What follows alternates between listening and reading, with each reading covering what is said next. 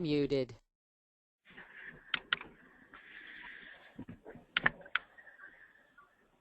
Welcome everyone to today's webinar. I am Anuja Vaidya with Becker's Hospital Review. We will begin today's webinar with a presentation and we'll have time at the end of the hour for a question and answer session. You can submit any questions you have throughout the webinar by typing them into your control panel in the space labeled Enter a Question for Staff and clicking Send. We are looking forward to hearing your questions. Additionally, in about a week following the webinar, we will be sending you a copy of the presentation to the email you used to register. Now, I would like to introduce today's speakers. Lisa Kelly-Croswell, the Senior Vice President and Chief Human Resources Officer of Boston Medical Center, and Becky Adams, the Strategic Healthcare Industry Advisor at Workday. Without further ado, I'll hand the floor over to them. Thank you for joining us for today's webinar featuring Boston Medical Center's Journey to the Cloud. My name is Becky Adams, and I serve in the role of Strategic Healthcare Advisor at Workday, and I'll be moderating today's event. Today's webinar features Lisa Kelly-Croswell, Senior Vice President and Chief Human Resource Officer at Boston Medical Center. Lisa brings to this role over 25 years of human capital management experience across healthcare, life sciences, and consumer products. In her current role, she serves as the key advisor to the health systems executives and compensation committees. She also leads the day-to-day HR operations, where she oversees HR strategy and execution, and the core activities of talent management, total rewards, and organizational leadership development. During today's webinar, Lisa will share Boston Medical Center's drivers for replacing their HR and payroll solutions and what the organization has been able to accomplish since moving to Workday. For those of you not yet familiar with Workday, we are the cloud leaders for human resource, financial, and supply chain applications for healthcare. And given the onslaught of change driven by healthcare reform, industry consolidation, new models of care delivery, and a battle for talent, Workday's cloud solution, which is delivered on a single line of code, enables us to deliver continuous innovation to our customers, while at the same time allowing them to consume new Workday application capabilities more easily.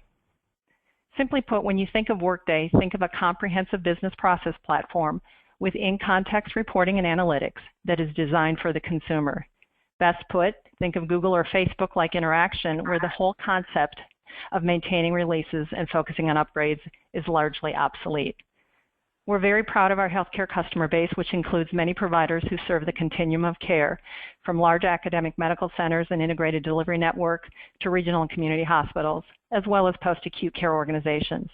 And we're so very proud to have Boston Medical Center as part of our Workday customer community, and excited for Lisa to share her experience and the organization's experience in moving to the Workday cloud. With that, Lisa, I'll turn it over to you. Okay, great. Thanks, Becky. Thanks for the nice introduction, and hello to everyone out there on the line. I'm very honored and thankful for Workday and Becker's to be hosting the call and allowing us to share our story. So I'm just going to jump right in. Maybe some of you know a little bit about Boston Medical Center, but just a brief overview. We're a private non-for-profit hospital. We opened up in 1864, so we've been around since just after Paul Revere, and we are currently the busiest and largest trauma center in the New England area. We have about 3,000 to 4,000 patients that come through our emergency department every week. Just to give you a little bit of an example of sort of the size and the busyness. You can see some of our statistics there. We are largely a hospital, but we also have a physicians organization and a fully owned managed care plan, our HealthNet plan. And then you can see there the outpatient activity includes outpatient. That's where our ED emergency room patients flow through there, and you can see the rest of the statistics there. For those of you who have labor contracts, we have 4 unions and 8 contracts, and that added a little bit to the complexity of our journey here, but Good news, luckily, it turned out that we were able to get even some of our more contentious partners and relationships on board and helping us use this product to build our relationships and shift our culture. So with that, I'm going to shift into what are our challenges before Workday. Hopefully you can all see the picture on the right-hand side of the page. That probably tells the story better than anything else I can say. We had a lot of paper and a lot of manual processes. We had all of our timesheets were still paper. So we had about 6,000, what you're seeing in that picture is about 6,000 timesheets that were printed out every single week because, yes, we do still pay people on a weekly basis.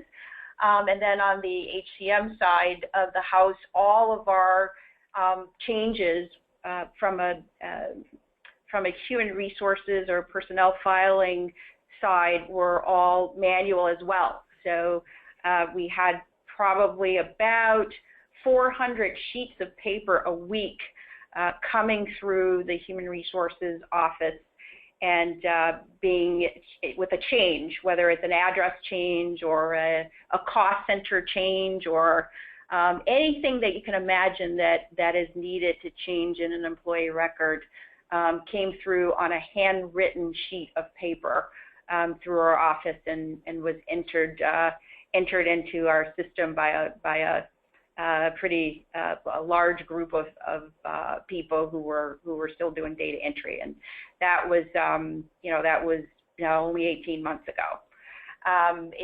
The other thing that I'll point out is that last bullet on comfort zone and disbelief.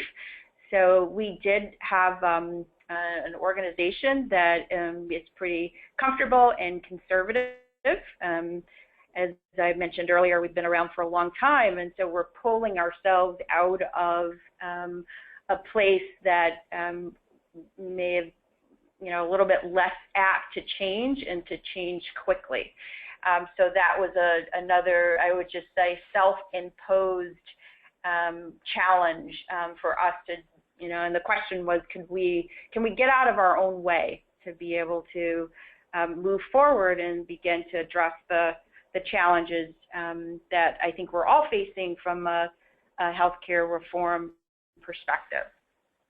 So if I were to leave you with one key message on top of everything else that I'll mention over the course of the next 15 minutes or so, it is for us that migrating to the cloud and Workday allowed us to rebalance our time and reframe the question from what's the best technology to achieve organizational priorities, which is a really important question, but reframing that question to how will our key organizational priorities be achieved leveraging the best technology. And I think there's a nuance to this. This actually, I was thinking hard about this in the shower the other morning, and there's a real true nuance to really being able to spend your time focusing on all of the things that are involved in delivering on organizational priorities versus spending heavy time on the technology side and the technology side. So maybe I'll just set a little bit differently. We've been able to sort of dial down the focus on this journey on hardware, software, educating people, heavy amounts of staff, doing data entry and things like that. All of that we've been able to dial down because we knew on the back end that many of the things are either easier to access or really removed from the equation completely, as in the hardware side of things, and so we're able then to spend time thinking about what are our priorities, and then ask the question: all right, that's it, and what can the technology do for us? Many of you may have things going on as we do that are taking a good deal of our attention. Electronic medical records. I can imagine that a number of you have been putting in Epic or another type of electronic medical record.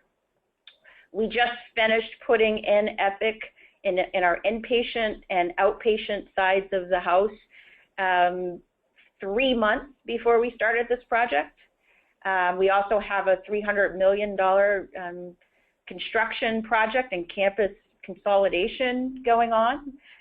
Like many of you, you may be focused on forming an accountable care organization, which takes tons of time to think through, and that's among many other priorities that you may have going on.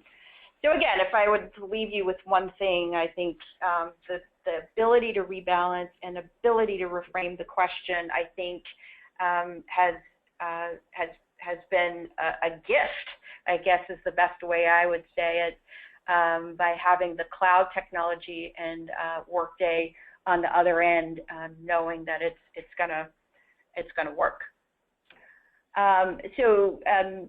I'll dive just a little bit deeper into organizational priorities as the setup for why we chose Workday.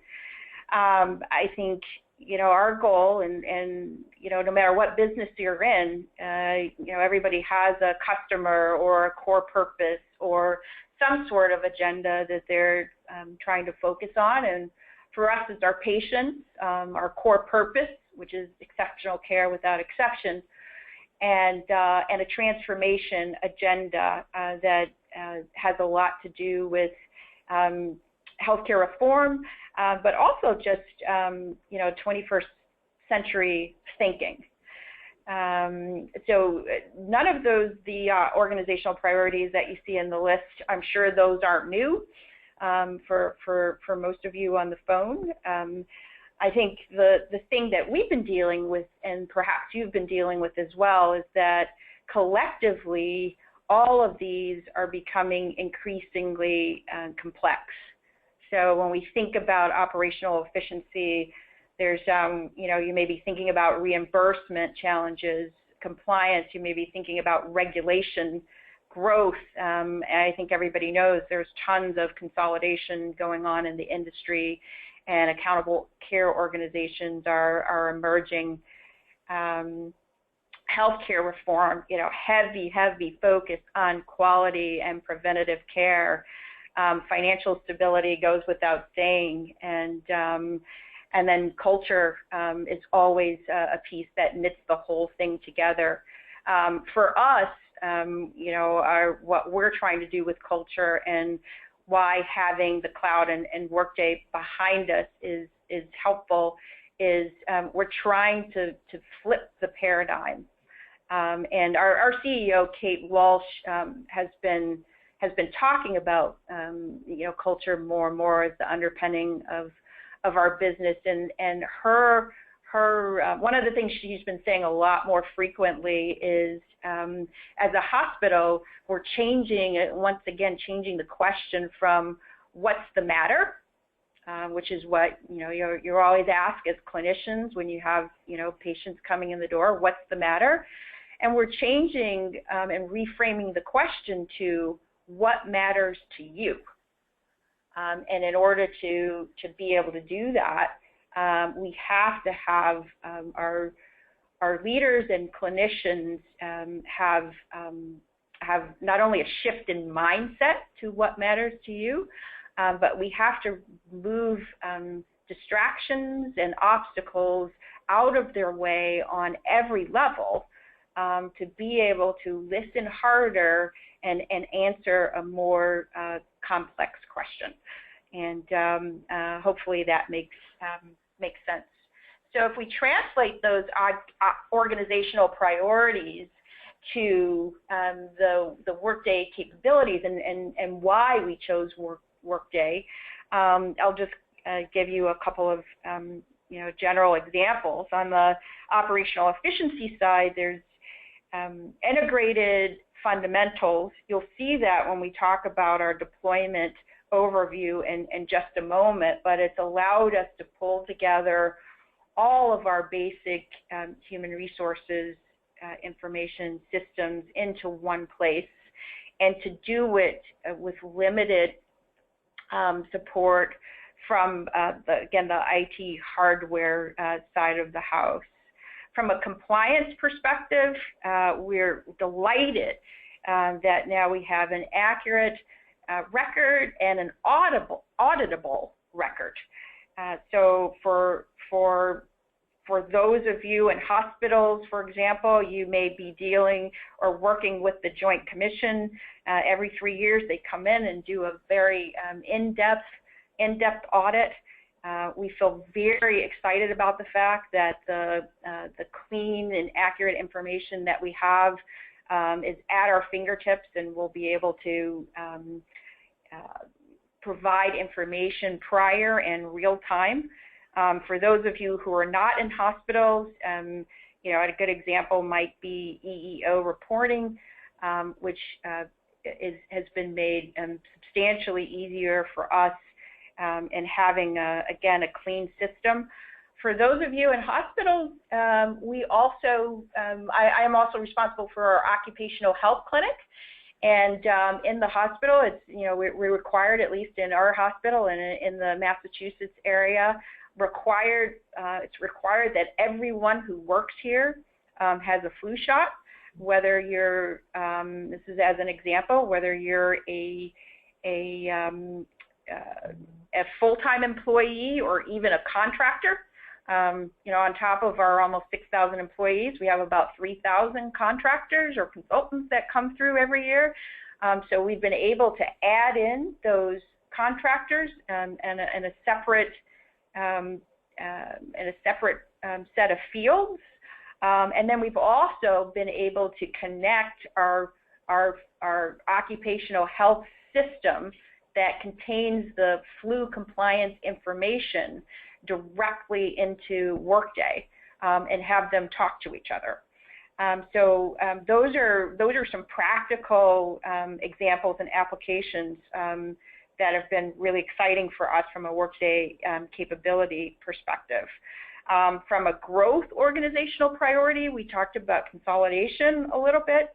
A couple of years ago, Boston Medical Center, as an example, was in merger talks with a neighboring hospital, and we did not have Workday in place at the time. And I think going forward and looking back and saying if we had, we would have been in a much better place to do very rigorous and speedy due diligence. So anybody who is in a situation where they're thinking about M&A or consolidation on any front, we discussed this with our board of directors as we were getting approval for the system, and this was a well-received discussion point for investing in the system. I think healthcare reform. I think when you strip out all of the conversation about that, it comes down to how do you reduce costs and control costs and keep people healthy. So over half of our employees, as an example, receive their benefits here at Boston Medical Center, and we are because now we have the security and the ease of the system.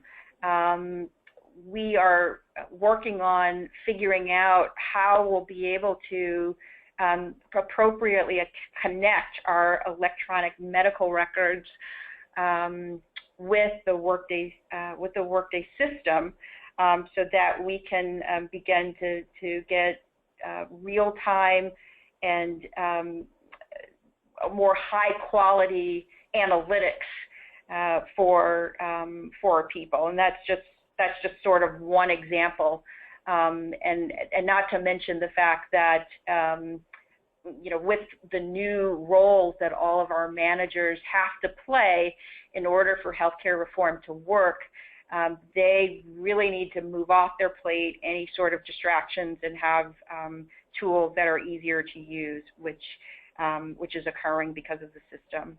I think financial stability is again, that's something that's important to everybody, and for us on the Workday and using Workday, we're able to have much stronger reporting. I don't think we've begun to scratch the surface on that yet, and we have more transparent information. Which for some people it's a little scary, but for us, it's from my perspective, it's terrific to be able to really, open the kimono to see the details, because then you know how to, what you need to. It's more helpful to help bridge gaps that were known and perhaps unknown. And then finally, on the culture piece, from a self-service, self-service is most of has been around for a long period of time, the whole concept. I think the cloud technology and Workday takes it to the next level, especially in this age of, I'll just call it a DIY world. I think it's been received very enthusiastically for people to have information at their fingertips. Another just interesting example, we discovered in our journey that probably about a third to a half of our people did not have access to email. And that, for those of you in hospitals, you may have the types of roles we're talking about are people who are either in housekeeping or transport or food service or, roles like that are very important, but where the majority of the job is really out in the clinical space. And we also found out that probably around 10 to 15% of our folks weren't computer literate. So we were, because of the accessibility of the tool and the intuitiveness of the tool, we had a dual purpose, and we're able to not only engage people a lot more actually, but use it as a developmental opportunity. It was an unexpected developmental opportunity for people to build an important skill. And because of the nature of self-service, there were no exceptions. If you needed that sort of help, we provided a great learning opportunity for those folks. So those are just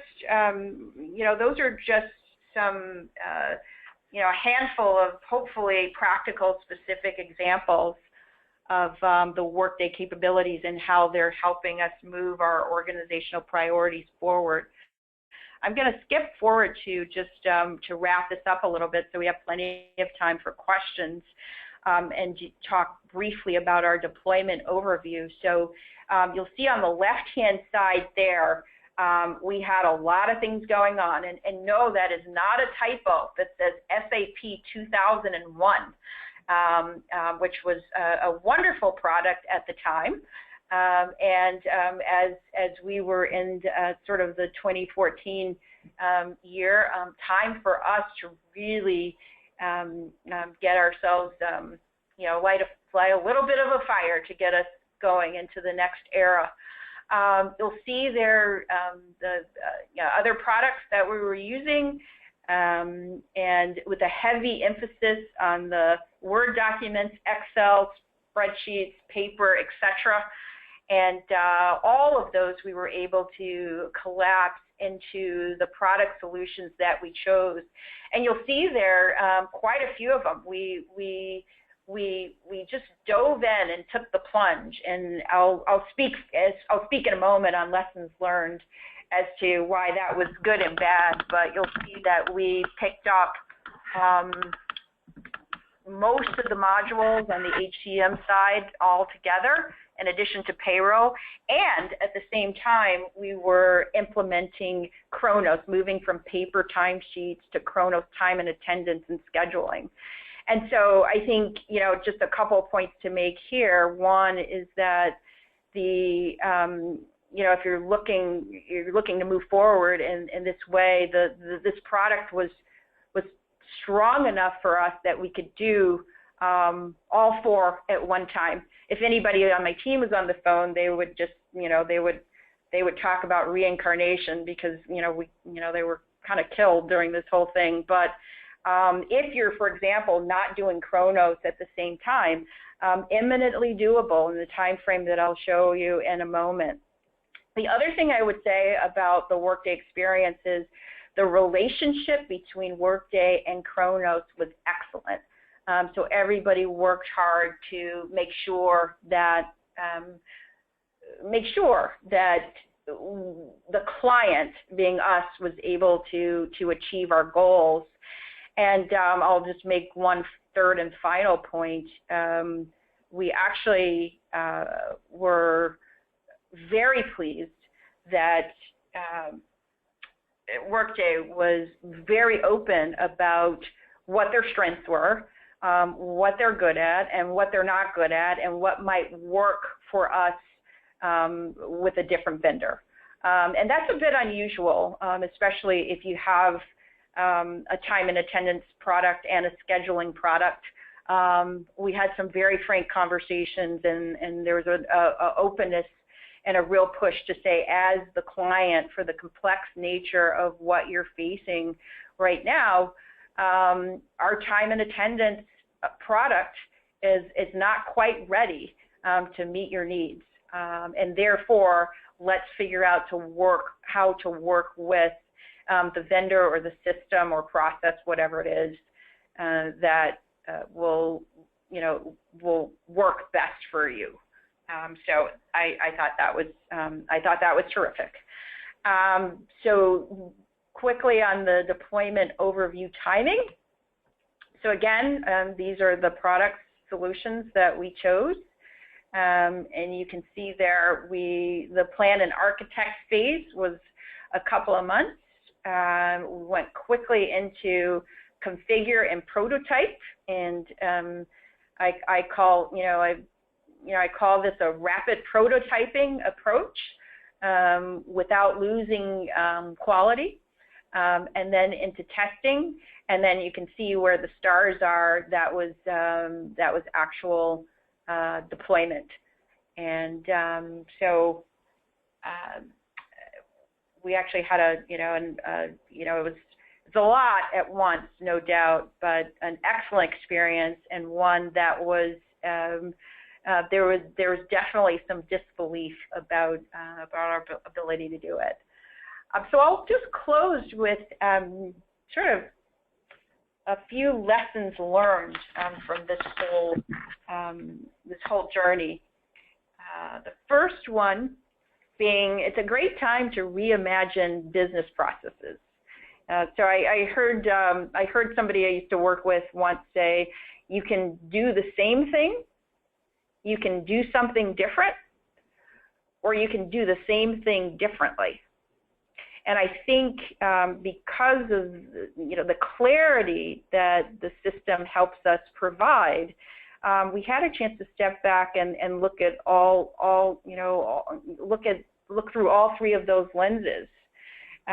So I would say there were some business processes that we actually could have blown up, and we didn't. So I would just encourage you to not just go with the normal way of, let's figure out how to map the details of every single business process. And I think that's appropriate for some pieces, but there may be other pieces that you might be thinking, why don't we take a step back and say, should this even be a business process any longer? So some I think detailed mapping, some I think blow up, and some I think will I think overall, my point is you take the time out to really rethink the business processes. Said another way is don't put your old processes into a new system if it doesn't make sense for what you're trying to accomplish as a business. Don't let the perfect be the enemy of the good. So, one of the things that I've been thinking about, I've been in this HR area for 27 years, and so I've seen numerous systems over the years, and there was a point in time where you really needed to make sure that you knew exactly what you were trying to accomplish, because once you built it, you're kind of stuck with it. The beauty of this technology is that there's a lot more flexibility in making change that you can do yourself and do yourself in-house after the product is deployed. So I'm not advocating for just doing halfway thinking, but I am advocating for not feeling like everything has to be perfect, because we've been able to make important and significant changes since the deployment based on our real-time learnings on a day-to-day basis. Deploy the optimal number of modules simultaneously, no more, no less. So I think if I were to step back, might I have thought about deploying fewer than 7 or 8 modules at a time? Absolutely. But would I go back to sort of previous experiences where let's just put one thing at a time or 2 things at a time and see how they work? I think the integrated nature of the products and how they talk to each other and how they influence strategic thinking makes it very appropriate and very important, I think, to put in as many as you can that make sense for where you are from an organizational perspective. Number 4, leverage what's in the box. I know everybody says that, but I think this time it's been really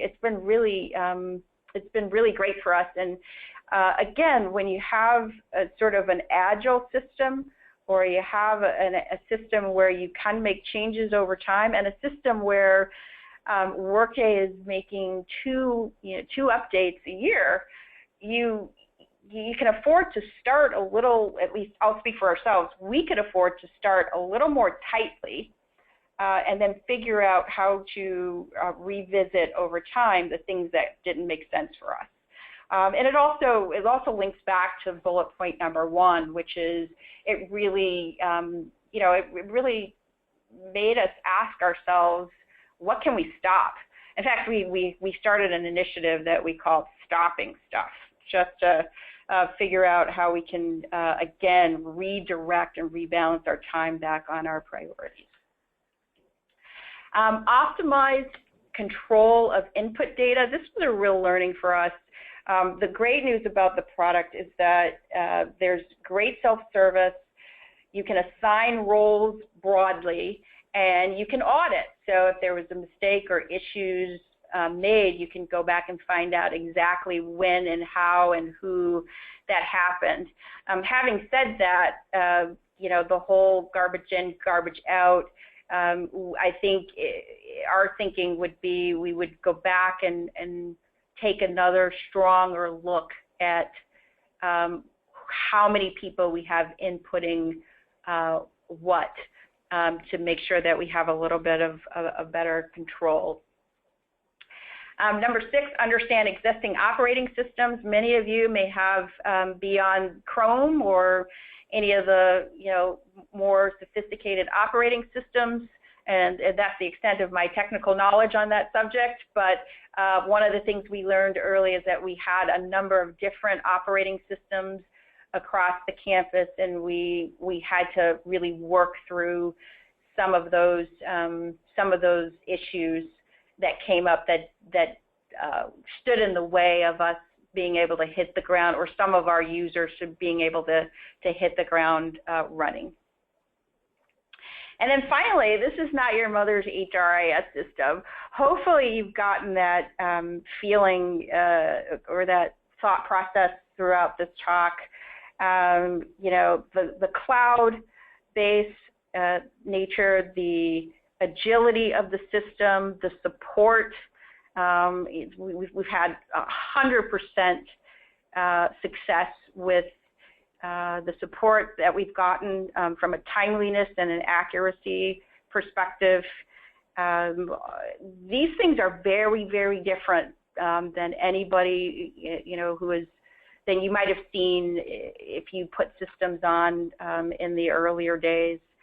Very different, and we had people on our team and our stakeholders who were saying from the beginning, there's absolutely no way you're going to be able to do this in this time frame, because we've had these experiences before. And I would just say that it's another good opportunity to reimagine a different set of tools and a different process that lends itself to a little bit more speed and acceleration.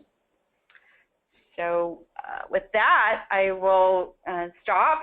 Hopefully that was helpful in some ways, and happy, as Becky said earlier, to take any questions.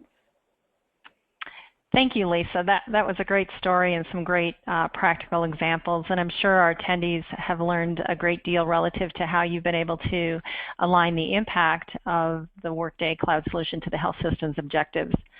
We do have some questions, so with your permission, I'll just dive in and we can turn them over. But the first question is, how did you run your selection process, and how long did that take, and did you look at multiple vendors that were considered? Yeah, that's a great question. We had a little bit of an odd, non-traditional process. When I arrived at the medical center in 3 years ago, we had tried, the team that was on the ground here had been trying for 7 years to take a look at our HRIS systems, and had various RFPs and a wide range of conversations. And I don't know, I think there was a movie called 7 Years to Tibet, and I really just didn't want to see that again. So we ended up doing sort of a more rapid, streamlined, not even formal RFP program process. We had 3 other vendors come in and spoke to them, and one of them was a vendor that we're using on the financial side of things. We did a less hardcore, sort of a softer approach in looking at the capabilities, and then made a decision. And certainly there were different points of view from the different stakeholders involved internally to make the decision, but we all ended up landing on the same decision through that process, and then went from there. Great. So tying it back to something you said earlier in terms of what matters to you, what has been the response from your executives as well as the extended employee audience? Yeah, the reaction has been extremely positive. It's been, I think, there's still pieces that we can improve on, and there's still continuous learning and continuous improvement. But, I don't know, I feel speechless, because it's just a dramatically different way to have your fingers on information and make change. I had another example that just floated through my head. When I first came to the organization, something as basic as what do our org charts look like? And the response was, what org charts? So with the, one of the, from a tactical perspective, the org charts are all there at your fingertips and in the system, and anybody can look at them. And so I think there was a very positive response all the way from a tactical, practical piece. And now there's, I don't know if you just think of the concept of the hungry bear. Now it's just like, wow, what else can we get out of this? When are we going to be able to run more sophisticated reports out of it, et cetera, et cetera. So I think there's an appetite for what else we can do to either take work off of the plate of our leaders and to use data in a way that's going to help us with our priorities, including, labor cost management, compliance growth, efficiencies, et cetera, some of those priorities we talked about earlier. So very positive. Great. So one of the areas you talked about was, support staff. So how has that changed from an HRIS perspective, perhaps, and relative to managing the Workday and perhaps some of the other applications? And what have you been able to do differently with some of those redeployed resources?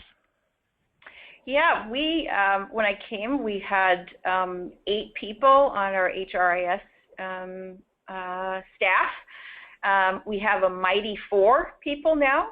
So you can imagine our, just from a financial perspective, being able to have half the FTEs is a good thing. At the same time, we replaced sort of the capabilities with, what we did, the type of capability that we needed before. Match the manual processing side that we were talking about earlier, and really excited to have kind of a different set of capabilities now that matches where we're headed in terms of you can call it return on investment, the ROI, or value on investment, the VOI. We have a small but mighty crew that's helping lead us through the optimization process as well as the day-to-day. Got it. And then we didn't really touch a lot on this, but I'm sure it's of interest to a lot of folks in terms of the change management as well as some of the training, since you indicated that a lot of the employees didn't have access to maybe some email systems or mobile tools. Was there anything significant or unique in that area that you'd like to share? Yeah, I mean, I think broadly, I said this in a talk before. Someone asked me what our change management strategy was, and I said our change management strategy was just do it. And so broadly, we really just sort of, dove in and really kind of pulled the system through. Having said that, we did have, quite a bit of communication and training for managers. So all of our managers, went through a training session. We have a SharePoint site that was accessible to all of our managers, and it created quite a few tip sheets for people to go in and figure out kind of DIY style. And we still are doing that today. So we had a whole plan, and then when we sort of tripped over some of the items that I was talking about earlier, we went into kind of a rapid prototyping mode of, all right, we know that this group of people needs computer literacy skills, and we literally deployed a group of people to go and help as a practical matter, whether it was doing open enrollment or performance appraisals or whatever it was, to go and have open houses and go to work areas to help people understand how to do it. And I think Becky mentioned in the beginning that, sort of think Google, think sort of iPhone, regardless of the computer literacy. I don't know anybody who didn't have an iPhone. And so once we were able to sort of link that thinking, the whole process and product became a lot more intuitive for people. So there were some, kind of go for it. There were some planned things, and then there were some things that we reacted to pretty quickly. So we're getting a lot of implementation questions, and if you would just remind the audience who you partnered with for the implementation, as well as one of the things that tied to that is how did you make data migration decisions as part of this shortened implementation?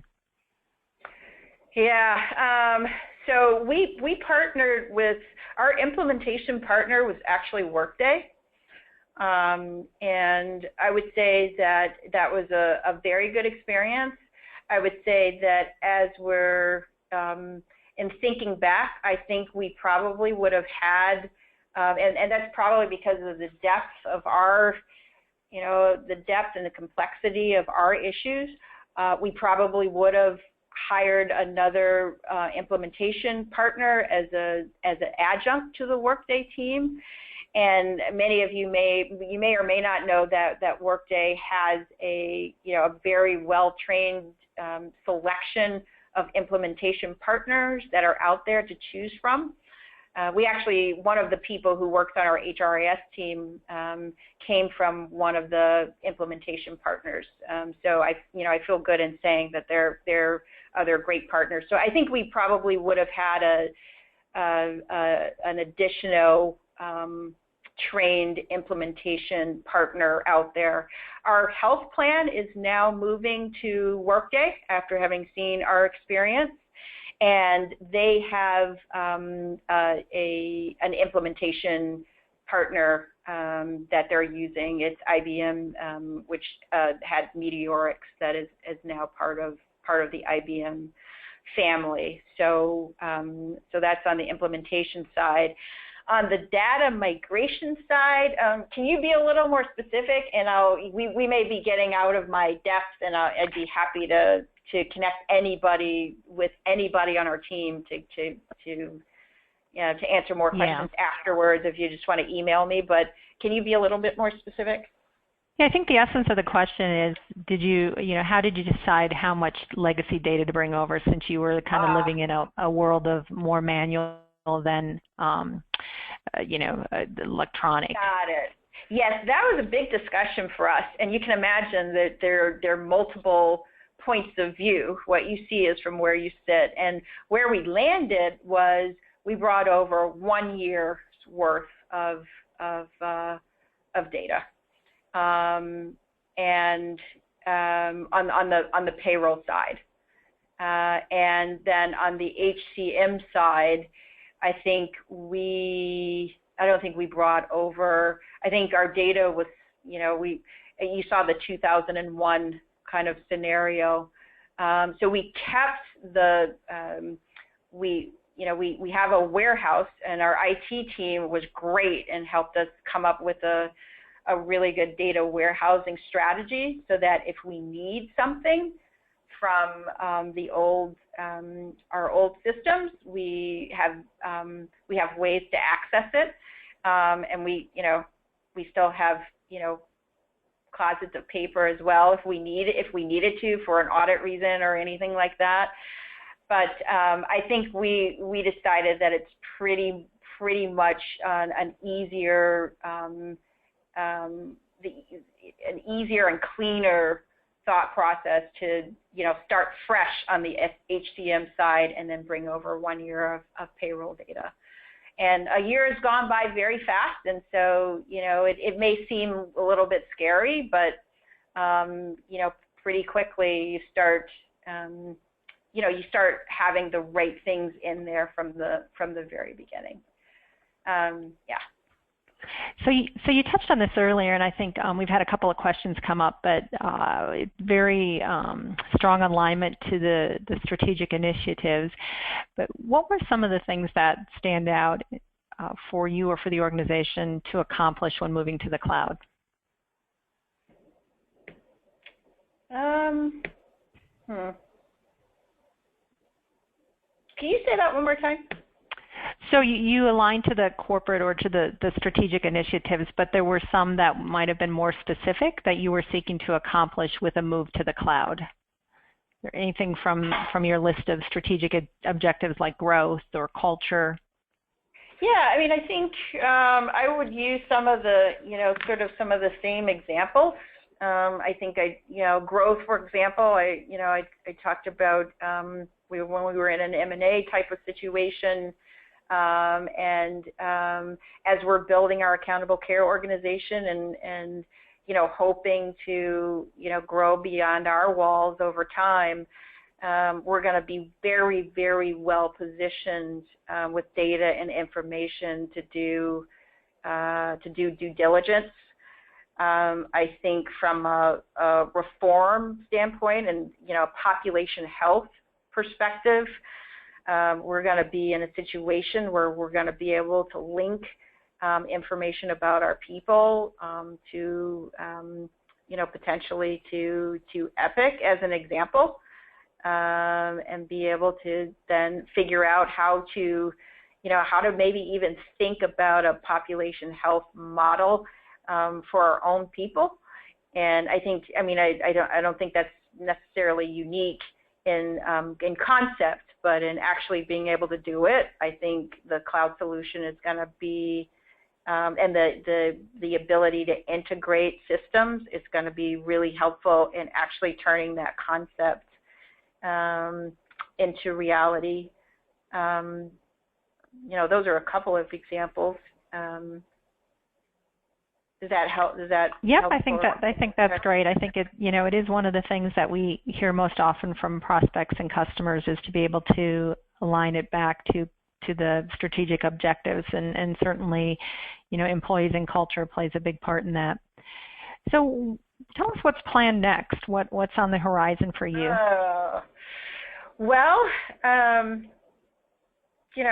I think that one of the most important things for us will be to really extract all of the value out of the investment. So there's so much here in terms of reporting capability, in terms of really, I'll say, applied analytics, not just analytics and having the numbers, but really how do you apply them to actually affect some type of efficiency. We're anxious and looking forward to being able to do that. I think I mentioned a couple of other places where there were unexpected integrations, like with our occupational health side and the flu compliance, just as a real practical example. So we have unexpected integration opportunities that we're going to try and take advantage of. We're very excited about some of the changes and the fact that twice a year there's an upgrade that comes. So we want to make sure we're taking advantage of those as we're able. And then I know that our finance side of the house has sort of has their thinking caps on making sure that everything that they're thinking about and everything that is happening on the payroll and HRS side, that we get really even more tightly integrated, if that's possible, again, to really make us more efficient and financially, and identify gaps in our financial landscape. So I think long story short, it's really about optimizing everything that's available all the tools that are available, which we're pretty excited about. And I hope we're really working hard to be able to tell a story 12 months from now that has not only qualitative examples of success, but quantitative examples of success as well. Well, Lisa, we can't thank you enough for sharing your story and that of Boston Medical Centers. So we've come to the end of the session today, and we want to thank everyone who's joined us. For those questions we weren't able to get to, we have copied them all down, and we will make sure that we respond to you personally via email shortly. So with that, I will turn it back to our colleagues at Becker's Health. Great.